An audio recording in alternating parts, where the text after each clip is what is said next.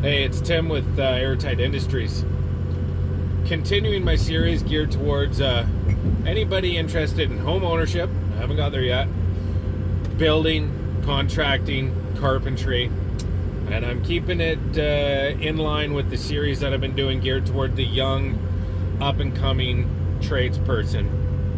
So, let's see. Let's talk about opportunity. So you're young, you've got an edge, you know you're smarter than the 30-year-olds you're working with, or just as capable, and all you're looking is for somebody to give you a chance. Well, I know what that feels like because I lived it, and now that I'm older than 30, I have a little bit of perspective, and I'm trying to help you, so bear with me. So one of the things that you need to think about if you were going to try and go out on your own is tools. Well, you know, just straight up capability. And this is a tough one.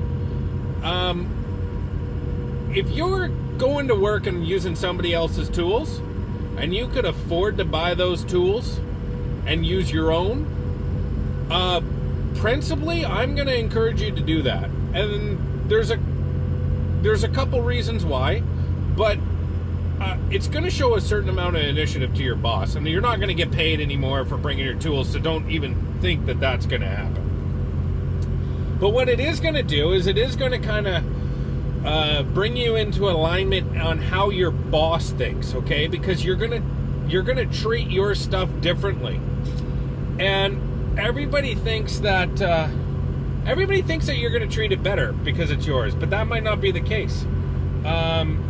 You know, I've run guys, and I've got extension cords and skill saws, and you know, 5 guys wrapping up skill saws and extension cords, airlines maybe, at the end of the day, that, you know, if they do it every day, and that's about $27,000 a year in wages paid. I can buy a lot of extension cords and airlines for $27,000.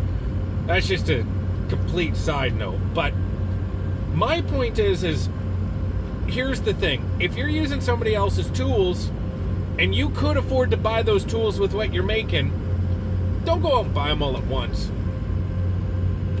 but just incorporate them. Right now, maybe you use them, maybe you don't. Get a feel for it. But don't expect you're going to get paid more for it. But what it does give you the option to do is that when the neighbor views over the fence on a Wednesday and sees what you're doing on your boss's job and asks, hey, are you available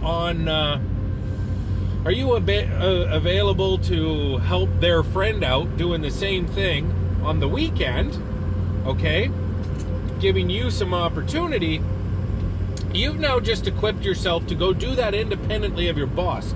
Because the scenario is that if you haven't taken that initiative, then you're probably going to be inclined to go make that money, and you'd be a fool not to. But it's going to start with a conversation to your boss about how, hey, can I take the XYZ, you name the tool, home on the weekend? Now, if you're honest, you're going to tell him what's up.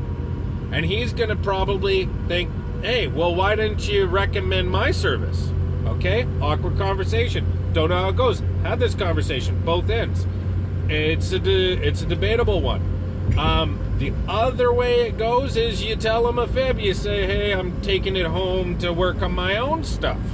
Okay, you better pray to Jesus that he doesn't drive by, you know, the job site and sees you working with this tool somewhere else, because that's going to be a conversation that most bosses would prefer not to have and come in with some preconceived notions of how they should handle it. Anyway, that's my tip for you today.